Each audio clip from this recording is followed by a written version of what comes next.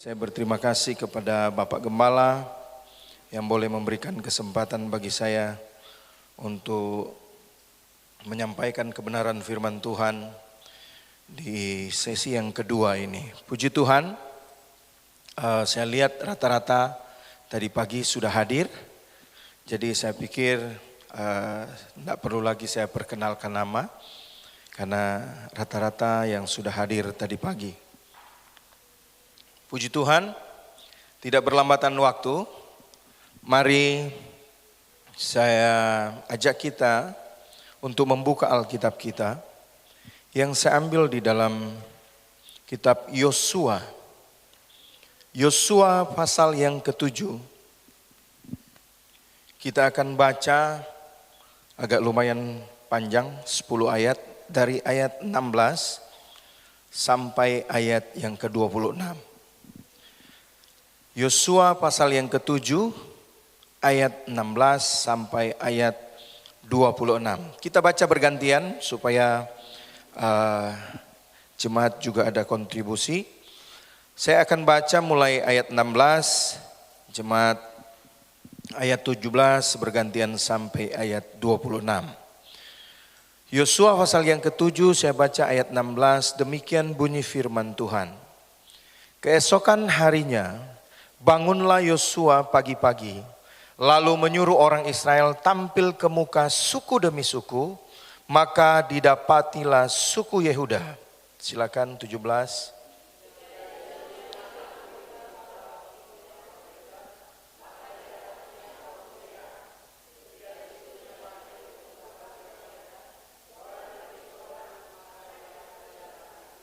Ketika disuruhnya keluarga orang itu tampil ke muka, seorang demi seorang, maka didapatilah Akan bin Karmi bin Sabdi bin Sera dari suku Yehuda.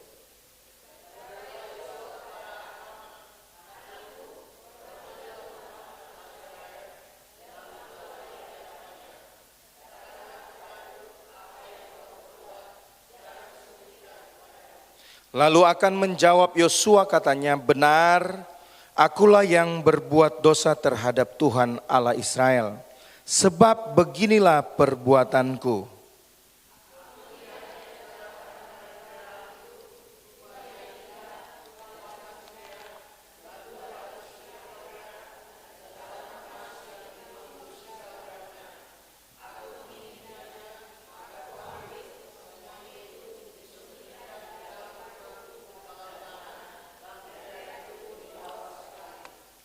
Lalu Yosua menyuruh orang segera pergi ke kemah itu, dan sesungguhnya semua itu disembunyikan dalam kemah Akan, dan perak itu ada di bawah sekali.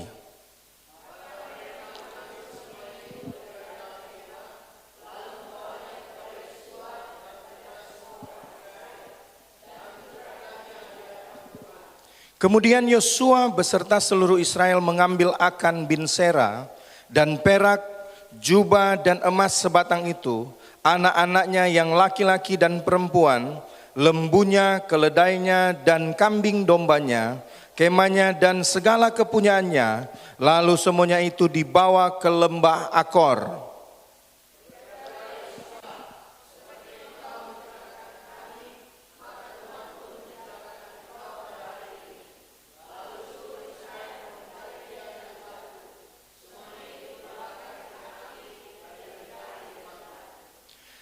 Sesudah itu didirikanlah di atasnya suatu timbunan batu yang besar, yang masih ada sampai sekarang. Lalu surutlah murka Tuhan yang menyala-nyala itu. Oleh sebab itu nama tempat itu sampai sekarang disebutkan lembah Akor. Puji Tuhan, silakan duduk, terima kasih untuk kerjasamanya yang baik. Saudara, beberapa ayat yang kita baca ini adalah kisah ini terjadi setelah bangsa Israel yang dipimpin oleh seorang yang bernama Yosua berhasil merebut kota yang sangat fenomenal, kisah yang sangat fenomenal, yaitu kota Yeriko. Setelah mereka merebut kota Yeriko atas pertolongan Tuhan, Yosua memerintahkan kepada orang Israel pada masa itu untuk datang ke satu tempat yang bernama Ai. Yosua menyuruh orang-orangnya untuk melihat, mengintai daerah itu, seperti apakah daerah itu. Dan singkat cerita, orang-orang pada masa itu melihat dan mereka amati, disampaikanlah kepada Yosua. Yosua, di sana orangnya cuma sedikit. Nggak usah kirim banyak-banyak itu pasukan. Cukup 2 atau 3 ribu. Berdasarkan informasi yang disampaikan ini, Yosua kirim 3 ribu. Dan betapa kagetnya seorang Yosua mendapatkan dan mendengar pasukannya dipukul kalah. Bayangkan mereka baru habis menang, meruntuhkan tembok Yeriko. Tapi ada satu kota yang sangat kecil, yang menurut informasi orangnya cuma sedikit, tapi kalah dia punya pasukan. Kok kalah? Yosua bertanya-tanya, dia datang kepada Tuhan. Dia bilang, Tuhan, kenapa Tuhan suruh menyeberang? Kenapa suruh menyeberang? Lebih baik orang ada di tempat yang kemarin. Kenapa Tuhan suruh? Kalau cuma mau kalah begini. Waktu dia berlutut datang kepada Tuhan, Tuhan bilang, berdiri ngana Yosua, bangun. Jadi kalau nanti ada kesempatan di rumah, tolong baca ini satu perikop. Supaya orang mengerti jalan ceritanya. Saya cuman cerita, dia punya gambaran, dia punya cerita singkat. Jadi Yosua tanya kepada Tuhan, Tuhan kenapa orang sampai kalah? Ini lawan cuma sedikit. Sedangkan Yeriko berhasil diruntuhkan, apalagi ini cuma kota Ai yang sedikit penduduknya. Tapi buktinya, faktanya mereka kalah. Bahkan dia punya tentara, dia punya pasukan itu ada terbunuh. 36 orang banyaknya. Yosua duduk dan berdoa minta kepada Tuhan. Dan Tuhan bilang pada Yosua, Yosua, bangsa Israel sudah melakukan kesalahan.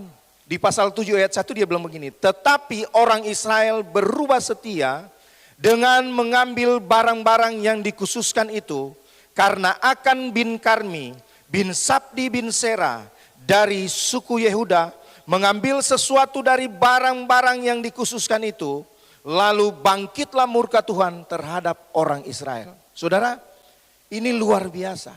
Hanya karena satu kesalahan satu orang, satu bangsa yang besar kalah.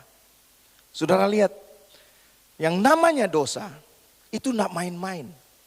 Orang so baca tadi. Yang diambil ini oleh Akan disimpan sampai di dalam tanah. Saya mau beritahu buat kita. Dosa serapi apapun kita mau simpan, itu pasti terbongkar. Saudara, saya punya perselingkuhan rapi sekali. Saya saksikan kepada Bapak Gembala dulu waktu berselingkuh saya punya handphone 2. Sebelum masuk rumah, pulang rumah, saya matikan, saya taruh di bawah karpet mobil. Tidak pernah tahu. Tapi satu waktu memang namanya dosa, tidak bisa. Tidak bisa ditutupi. Waktu terkapar di rumah sakit, mau tidak mau terbongkar dengan sendirinya. Itu yang namanya dosa, saudara. Nah ini, apa yang dilakukan Akan ini luar biasa. Tuhan perintahkan kepada bangsa Israel dan kepada Yosua, Yosua serang itu tempat itu, kota Ai, saya serahkan ke dalam tanganmu. Tapi ada syaratnya. Jangan kau ambil barang-barang yang dikhususkan untuk Tuhan. Ada satu orang yang coba nakal. Yang namanya Akan, dia ambil. Barang yang dikhususkan buat Tuhan dia ambil. Dia pikir Yosua tidak tahu, orang-orang yang lain tidak tahu. Disimpan di dalam tanah, tapi Tuhan kita tetap dia tahu. Saudara, ingat kebenaran firman Tuhan, dia bilang, Allah Israel itu tidak pernah terlelap dan tidak pernah tertidur. Saudara dan saya bisa terlelap, bisa tidur.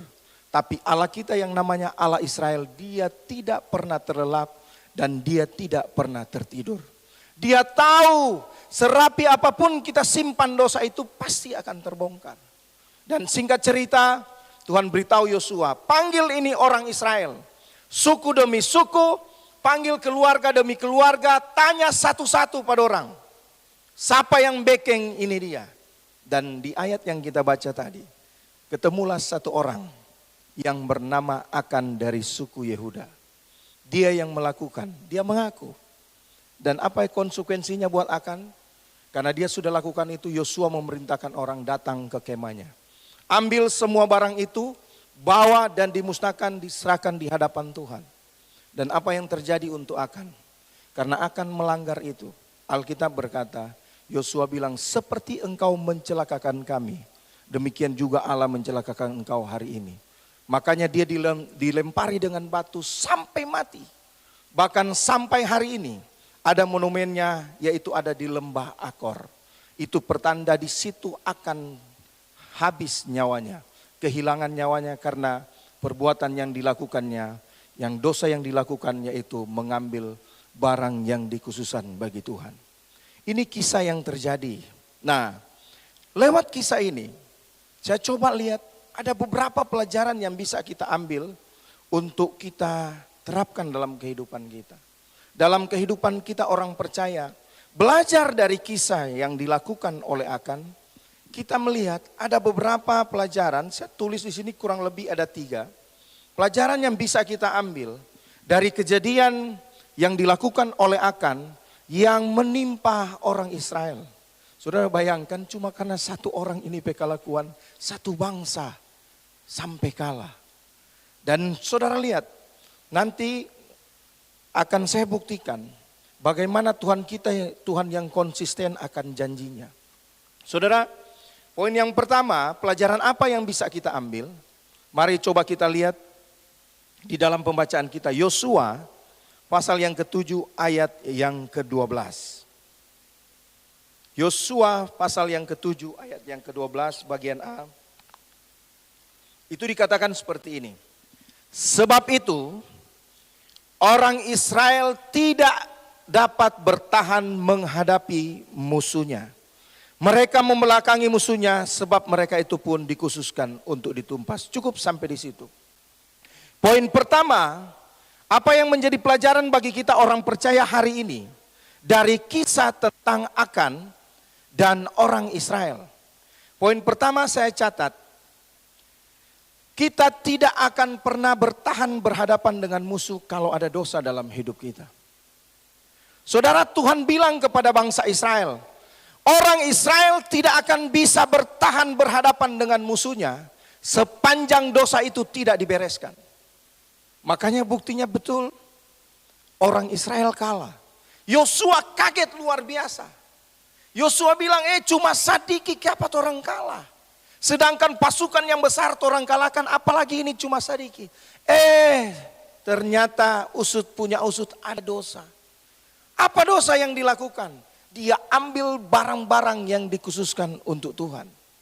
Saudara, hari ini saya cuma memberitahu buat kita, saya tahu jemaat di sini jemaat yang sudah sangat dewasa, jemaat yang sudah puluhan tahun bertumbuh di dalam Tuhan. Tapi hari ini izinkan saya ingatkan kita semua. Jangan coba-coba ambil barang yang dikhususkan untuk Tuhan. Saudara tahu hari ini di zaman modern ini gereja Tuhan apa yang dikhususkan untuk Tuhan? Apa yang jadi milik Tuhan? Jangan coba-coba orang ambil. Saudara, saya punya anak.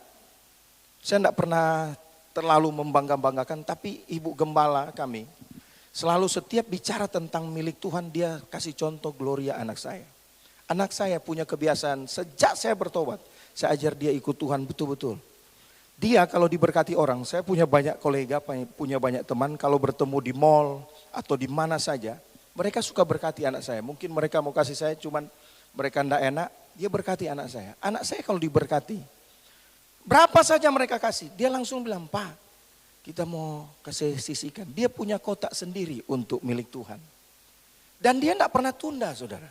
Contoh hari Senin atau Rabu dikasih orang, dia taruh di kotak, Minggu pagi mau ke gereja dia ambil itu, dia langsung buka, dia taruh.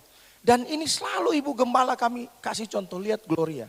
Sejak masih masa remaja, dia mengerti sekali tentang kebenaran firman Tuhan. Dan anak ini sangat diberkati. Saya kembali lagi, saya tidak bicara angka di sini. Tapi bagaimana komitmen kita, hati kita dengan Tuhan. Itu milik Tuhan. Ada banyak orang berkata, aduh kalau orang kasih kembali cuman sedikit. Apa yang menjadi milik Tuhan belum terlalu berasa. Kalau di angka miliaran, berapa DP milik Tuhan di situ. Kadang-kadang orang mulai berpikir. Tapi Alkitab bilang, ini adalah dosa di hadapan Tuhan. Tuhan bilang bangsa Israel, jangan ambil sedikit pun. Akan coba Dia pikir orang ndak lihat, Yosua ndak lihat, teman-temannya ndak lihat. Tapi dia lupa Allah Israel itu melihat. Saudara, hari ini gembala saudara ndak tahu saudara punya pendapatan berapa. Apa yang saudara dapatkan, gembala saudara ndak tahu. Tapi ingat, ada satu pribadi yang tahu.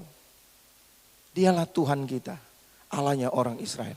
Jangan coba-coba ambil itu. Ada orang banyak terlalu berargumen.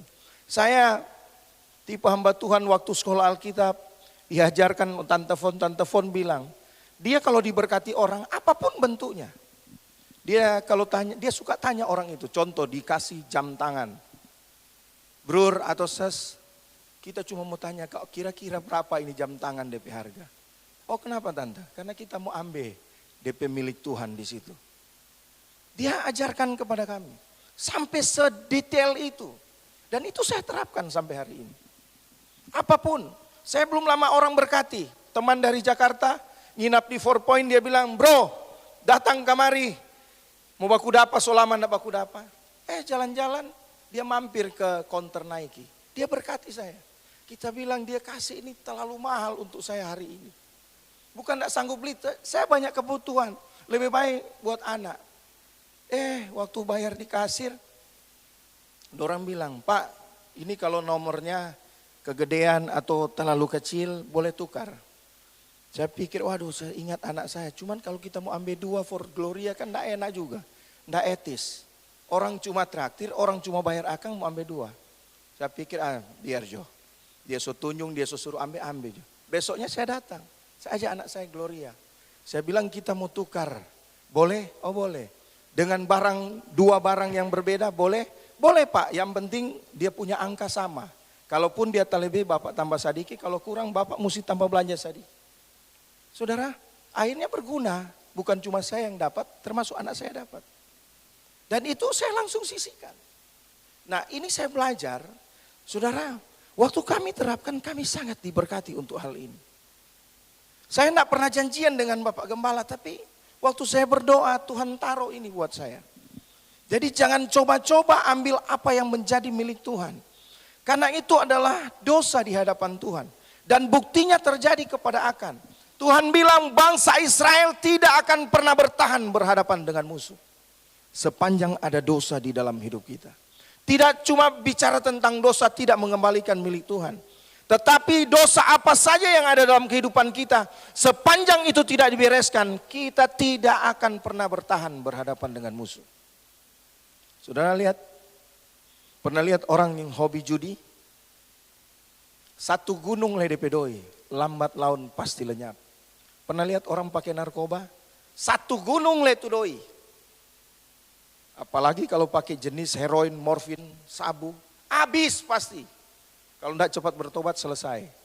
Bukan cuma doi habis, dan orang penyawa habis. Hancur semuanya. Dan Alkitab sudah tegaskan bilang, tidak akan pernah bertahan berhadapan dengan musuh. Dan ini harus kita lihat. Ada ayat Alkitab di dalam Roma 13 ayat 31b dia katakan begini. Kalau kita ada di pihak Tuhan, siapakah yang akan melawan kita? Berbanding terbalik dengan ini. Waktu kita tidak ada di pihak Tuhan, Alkitab bilang kita tidak akan pernah bertahan berhadapan dengan musuh. Jadi saudara, hati-hatilah dengan yang namanya dosa. Dosa ini, rata-rata dosa itu enak saudara. Dia tidak akan menjadi dosa kalau dia tidak enak. Dosa itu enak, tapi ujung-ujungnya binasa. Jadi hari ini, saya tahu jemaat di sini jemaat yang sangat dewasa. Jadi jangan simpan dosa dalam hidup ini. Cepat kalau orang lakukan dosa, cepat bereskan. Mengaku di hadapan Tuhan. Alkitab bilang bukankah dia Allah yang setia dan adil. Dia akan mengampuni kita kalau kita mengaku dosa kita. Saya setelah bertobat, saya ikut banyak kegiatan. Saya investasi di bidang rohani itu banyak sekali. Termasuk saya ikut camp pria sejati. Di camp pria sejati ini diajarkan. Ada yang katanya keterbukaan adalah awal pemulihan. Saudara, waktu saudara terbuka di hadapan Tuhan, akui dosa saudara, Tuhan akan pulihkan. Orang bilang dia kan maha tahu, enggak perlu orang bilang dia akan ampuni. Tuhan butuh orang pengakuan. Dia butuh pengakuan kita. Tuhan ampuni saya lakukan ini. Saya awal bertobat, so rindu sekali mau mengaku Pak istri. Tapi kita bilang aduh, kita mulia dulu istri, kuat enggak kalau kita kasih pengakuan. Tapi mentor-mentor saya bilang enggak perlu ke istri. Yang penting ke Tuhan lebih dulu. Minta ampun, nanti istri itu perlahan demi perlahan. Dan saya akui, saya lakukan dosa ini Tuhan di hadapan Tuhan. Ampuni aku Tuhan. Dan Tuhan pulihkan. Saudara, perlu saya saksikan, saya ketergantungan narkoba itu 10 tahun. Saya bilang sama Pak Gembala tadi malam saya saksikan. Saya dipulihkan Tuhan tanpa direhabilitasi. Nggak perlu pergi di dokter, bukan nggak pernah ke dokter. Disembuhkan Tuhan sampai hari ini. Tapi saudara tahu saya bayar harga. Hampir 2 tahun saya menangis di kaki Tuhan. Kalau datang itu rasa sakau ingin konsumsi ini narkoba. Aduh saudara, saya bisa menggigil, badan bisa totofore, bisa kepanasan setengah mati luar biasa. Saudara, sakau itu kalau bagi saudara yang mungkin tidak pernah konsumsi narkoba, bagaimana itu sakau bro? Sakau itu ibarat orang lapar, manusia normal, lapar akan makanan tapi tidak diasupi makanan. Saudara rasa dia siksa bagaimana? So lapar tapi tidak diizinkan untuk makan, tidak dikasih dan diasupi makanan. Itu yang namanya sakau. Dan itu bisa menggigil kedinginan. Orang kalau so lapar bisa totofore, bisa kedinginan. Sama begitu. Dan ini lebih parah setengah mati. Tapi waktu saya bereskan itu, Tuhan pulihkan hidup saya. Jadi pelajaran yang pertama yang bisa kita ambil dari kisah ini, ingat dosa itu waktu kita tidak bereskan. Alkitab bilang, Tuhan katakan kepada bangsa Israel tidak akan pernah bertahan berhadapan dengan musuh. Dan buktinya betul, cuma Sadiki dia pelawan tapi dia kalah. Karena apa? Karena ada dosa. Itu poin pertama. Poin yang kedua, akibat dari perbuatan Akan yang dilakukan oleh Akan, apa yang terjadi kepada bangsa Israel? Masih di dalam ayat 12, kita akan baca lagi dari atas, tidak masalah. Sebab itu, orang Israel tidak dapat bertahan menghadapi musuhnya. Mereka membelakangi musuhnya, sebab mereka itu pun dikhususkan untuk ditumpas. Lihat ini ayatnya. Ayat kedua, lihat perhatikan setelah itu. Aku tidak akan menyertai kamu lagi, jika barang-barang yang dikhususkan itu tidak kamu punahkan dari tengah-tengahmu. Poin yang kedua, pelajaran yang bisa kita ambil, akibat dari dosa yang dilakukan Akan, apa yang diderita, apa yang dialami oleh bangsa Israel, tidak akan pernah ada penyertaan Tuhan dalam hidup kita. Saudara, waktu dosa tidak dibereskan, jangan berharap ada penyertaan Tuhan. Tidak akan ada. Bangsa Israel ini umat pilihan Allah. Tapi Tuhan tidak main-main dengan dosa. Tuhan tidak jadi diskon kalau bicara dengan dosa. Dan Tuhan bicara dengan tegas. Jangan berharap ada penyertaan Tuhan. Makanya saudara, coba saudara praktekkan, saudara lihat. Orang yang hidup dalam dosa, tidak ada penyertaan Tuhan dalam hidupnya. Ujung-ujungnya maaf bicara sampai bisa berakhir dibunuh diri. Karena apa? Karena tidak mau bereskan ini dosa. Dosa begitu kuat mencengkram. Tapi ada berita baik hari ini. Kalau bangsa Israel, dia bisa kalah hanya lewat satu dosa dari orang yang bernama Akan. Tuhan kita, Allah kita yang kita sembah di dalam nama Tuhan Yesus. Hanya karena satu orang yang berkorban di atas kayu salib, kita seluruh isi dunia ini diselamatkan. Betapa bahagianya kita memiliki Yesus. Saya di dalam penginjilan jalanan, kalau saudara lihat video, saya keras bicara di jalanan. Saya selalu bilang dimanapun saya berada, saya tidak pernah takut. Saya bilang di bawah kolong langit ini tidak ada nama lain yang olehnya manusia bisa diselamatkan. Hanya di dalam nama Yesus. Saudara, saya bilang ke mereka, saya bilang sepanjang saudara tinggal di bawah kolong langit, cuma satu juru selamatnya. Cuma Yesus Kristus namanya. Alkitab yang bilang. Jadi dia korbankan hidupnya untuk tebus dosa kita. Betapa kita bahagia ada di dalam Tuhan. Jadi kalau Tuhan sudah bilang, bereskan itu dosa. Sepanjang kamu tidak musnahkan itu barang yang dikhususkan untuk Tuhan, engkau tidak akan pernah disertai oleh Tuhan. Jadi saudara, sekali lagi saya mau beritahu buat kita, hati-hati dengan yang namanya dosa. Dosa itu luar biasa. Kita, kalau kita waktu main-main dengan dosa, kita akan melihat dampaknya, akibatnya luar biasa dalam kehidupan kita. Oleh sebab itu, apa yang terjadi kepada Akan ini, waktu dia mengaku, Yosua ambil dan diserahkan di hadapan Tuhan. Tidak sebatas sampai di situ. Dia harus terima konsekuensinya. Setiap dosa yang kita lakukan itu ada konsekuensinya. Tapi kalau saudara cepat-cepat datang kepada Tuhan, saudara mau menghindar dari konsekuensi itu, cepat datang kepada Tuhan. Bereskan sebelum Tuhan itu murka dalam hidup kita. Saudara, saya yakin dan percaya, saya kalau lambat respon akan panggilan Tuhan, tidak cepat bertobat, hari ini mungkin tidak ada di hadapan saudara. Saya yakin sekali. Tapi waktu saya respon, Tuhan punya kerinduan dalam hidup saya. Puji Tuhan, hari ini jadi berkat. Saudara, waktu saya masuk sekolah Alkitab, lagi tren sekali itu lagu, hidup ini adalah kesempatan. Sampai hari ini, kalau saya nyanyi lagu itu bergetar hati saya. Saya ingat sekali Om Bolang, almarhum Om Bolang, waktu pembukaan sekolah Alkitab Bangunan Angkatan 72. Dia bilang, siapapun engkau hari ini, dari latar belakang apapun, saya tidak peduli engkau ada datang di tempat ini. Yang saya tahu Tuhan punya maksud untuk hidupmu. Waduh, saya waktu dengar itu saya nangis luar biasa. Kita bilang, Tuhan, kita orang berdosa begini, ternyata Tuhan pilih. Makanya saya tidak pernah main-main dalam kekristenan. Saya hidup sungguh-sungguh di hadapan Tuhan, karena saya selalu bilang, sorga itu saya tidak mau cuma jadi cerita dalam hidup saya. Saya mau sorga itu jadi kenyataan. Ada banyak orang hidup asal-asalan jadi orang percaya. Tapi saya tidak mau hidup seperti itu. Saya mau hidup sungguh-sungguh di hadapan Tuhan. Supaya sewaktu saya mati, waktu saya meninggal, Tuhan buka tangan, dia akan bilang, sabaslah hai engkau hambaku yang setia. Mari masuk dan makan duduk sehidangan denganku. Bukankah ini kerinduan setiap kita orang percaya? Setiap kita rindu ada di sorga nanti. Memang betul dalam hidup ini tidak mudah. Jadi orang percaya itu tidak enak terus.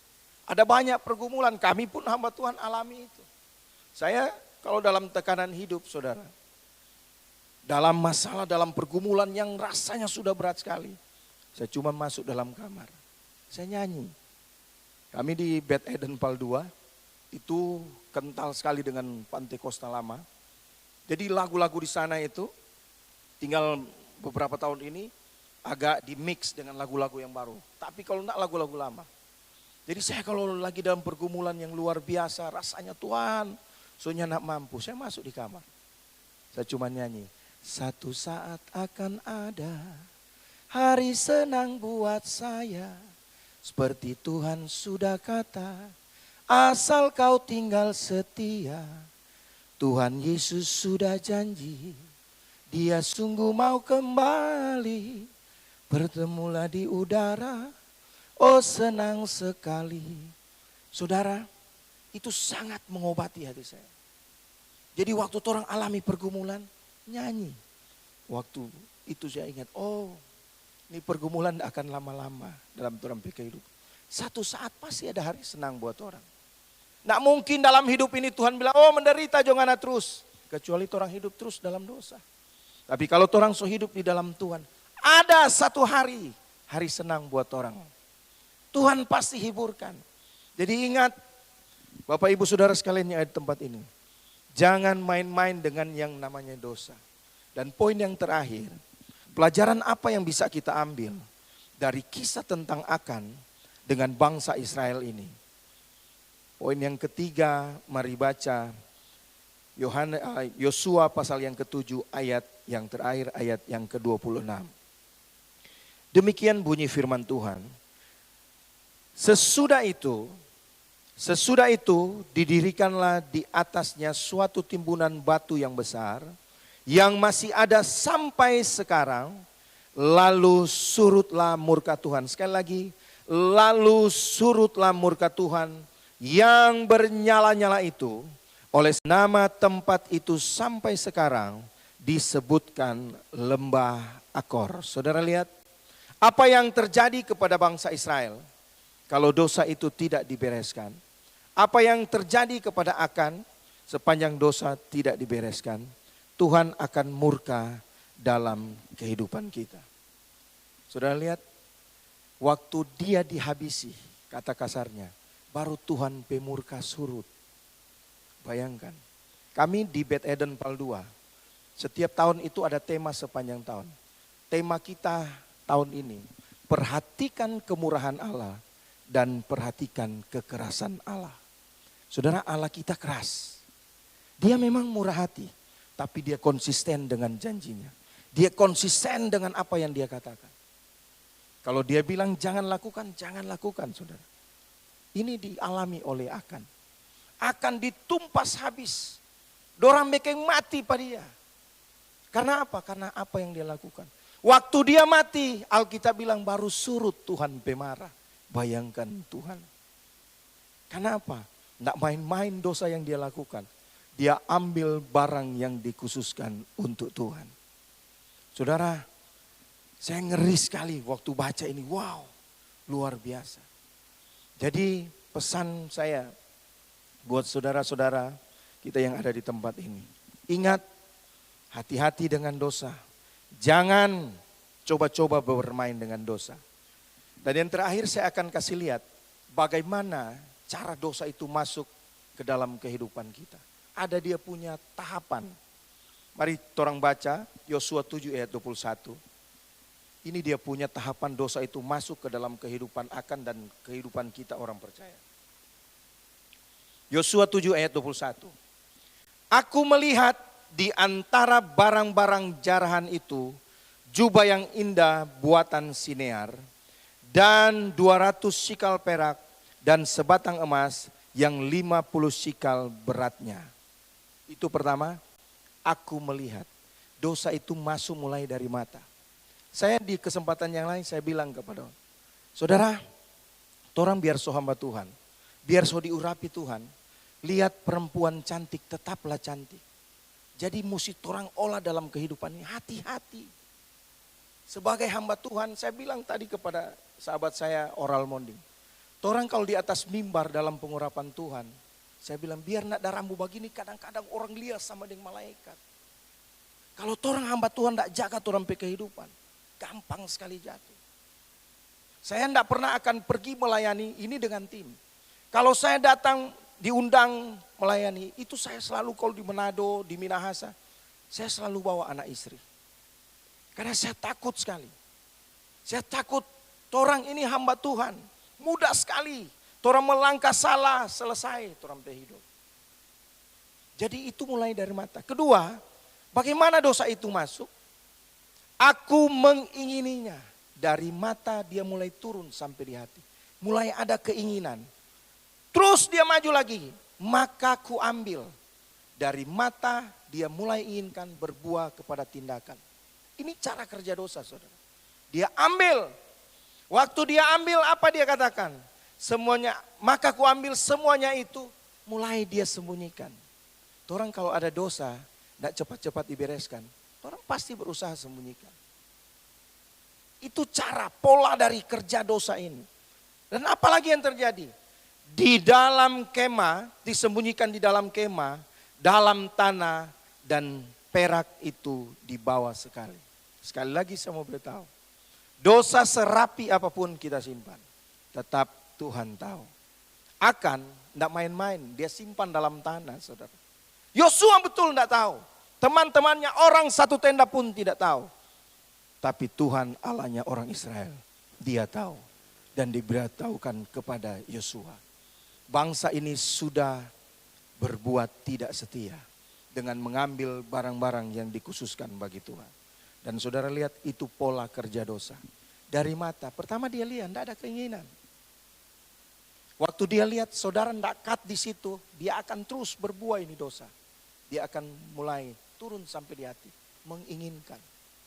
Waktu tidak stop di situ, dia terus membuahi. berbuah kepada tindakan, dia mulai ambil. Mulai berbuat tindakan, sadar dosa itu, tidak cepat dikat. Apa yang terjadi? Dia sembunyikan. Itu pola dosa. Sampai kita menuju pada satu kebinasaan. Jadi waktu orang tidak cepat-cepat, hindari. Selesai itu sampai kehidupan. Tadi pagi saya saksikan yang saya dapat transferan uang itu. Saudara, saya anggap itu cobaan dalam hidup saya. Waktu saya kembalikan, saya bilang puji Tuhan. Tuhan loloskan saya. Betul saudara, saya anggap itu ujian dalam hidup saya. Bagaimana tidak ujian, lagi mau bayar. Banyak tagihan, mau bayar ini, bayar itu. Ada doi nyasar 112 juta. Sampai orang bilang waktu kembalikan kita bodok. Saya bilang ngoni yang bodok, bukan ngoni punya. Masa mau ambil? Dan setelah saya kembalikan ternyata ada berkat Tuhan di balik itu. Jadi saudara, ingat baik-baik, ada kerja, cara-cara kerja dari dosa itu. Mulai dari kita lihat di mata kita tidak berhenti di situ, kita akan mengingininya. Baru terus tidak berhenti sampai di situ, akan berbuah pada tindakan. Tindakan mulai dilakukan, orang mulai tahu, orang mulai sembunyikan. Saya tadi disaksikan oleh saudara saya pendeta Oral Monding. Waktu pertama kali saya datang ke Talaut, kami melayani di Moronge. Ada satu keluarga, sebelum orang pulang, dorang jamu, orang makan. Saya lihat keluarga ini lumayan setia, cinta Tuhan. Tapi saya sedih waktu dikabarkan tadi. Dorang pe rumah sebelah kiri sini, dia bilang, aduh Bro Audi, bantu doa buat keluarga ini. Kenapa? Itu Pak Guru yang so hidup dengan perempuan lain. Wah, kita bilang luar biasa. Padahal dapat lihat cinta Tuhan. Sudah lihat. Hidup ini tidak mudah. Dosa itu tidak lihat orang pemodel. Kalau dia mau coba pada orang, dia pasti coba. Tinggal kembali kepada orang. Makanya hidup takut Tuhan. Kalau dasarnya orang takut Tuhan, orang takut mau lakukan. Takut melakukan. Karena dosa ini luar biasa saudara. Bayangkan cuma dosa satu orang. Satu bangsa yang besar, kalah. Baru habis runtuhkan tembok Yeriko, dengan pedenya Yosua bilang serang itu kota Ai. Saudara, dan akhir dari kisah ini, waktu semua itu dibereskan, di pasal 8, kalau saudara lihat, tolong baca di rumah. Tuhan perintahkan Yosua serang itu kota yang sama yang tadinya mengalahkan mereka. Apa yang terjadi? Mereka tumpas habis daerah Ai. Dan ada perbedaan. Lihat orang Tuhan konsisten. Waktu mereka tumpas itu Tuhan bilang, ambil semua barang yang ada di kota itu. Silakan kamu ambil. Ternyata saya dapat satu makna yang luar biasa. Orang Tuhan seperti yang Alkitab bilang, dia bilang, cari dahulu kerajaan Allah dan kebenarannya, maka semuanya akan ditambahkan kepadamu. Ternyata kepada bangsa Israel Tuhan cuma butuh dorang ketaatan. Taat, waktu Tuhan bilang jangan ambil itu barang yang dikhususkan. Kenapa kota yang sama yang diserang? Tapi berbeda Tuhan bilang. Karena ternyata Tuhan tuntut dorang ketaatan. Akan harus taat akan perintah Tuhan. Cuma satu orang loh. Tapi Tuhan begitu konsisten. Tapi waktu Yosua tumpas habis. Yosua bereskan dosa ini. Pasal 8, mereka rebut kota Ai itu. Kalah, dipukul kalah oleh tentaranya Yosua. Dan dia punya perbedaan. Tuhan kasih semua apa yang ada di kota itu. Tuhan tidak pernah minta. Karena bagi Tuhan, Tuhan bukan nyenak butuh turang pedoi. Pekerjaan Tuhan yang butuh doi. Tuhan tidak butuh turang pedoi. Tapi Tuhan lebih membutuhkan orang ketaatan. Itu poin pentingnya dalam hidup ini. Tuhan cuma mau orang bangsa Israel itu taat. Karena waktu orang taat, orang akan terhindar dari yang namanya dosa. Puji Tuhan, saya tibakan sampai di sini.